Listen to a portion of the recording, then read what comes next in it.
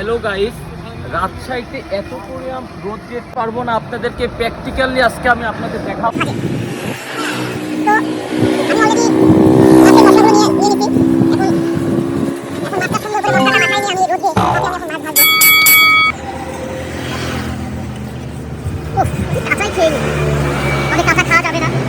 মশলা দিয়ে একদম শেষ।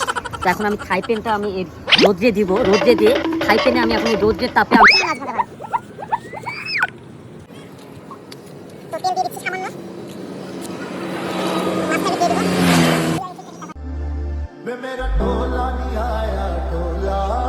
সেখানে আবার তেলটা গরম করা দেখাবো যে তেলটা অ্যাকচুয়ালি গরম হয়েছে।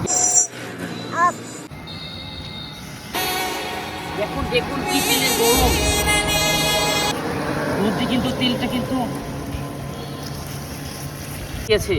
তো থাক, কিছুক্ষণ সময় কিছু থাক, তারপরে আমরা এসে মাছটা আবার নিব।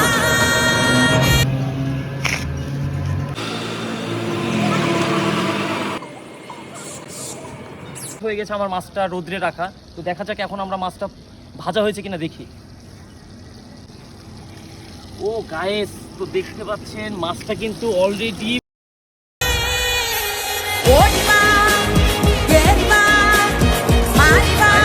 যা টেস্ট হবে না এই রোদ্রে মাছ ভাজা খেতে।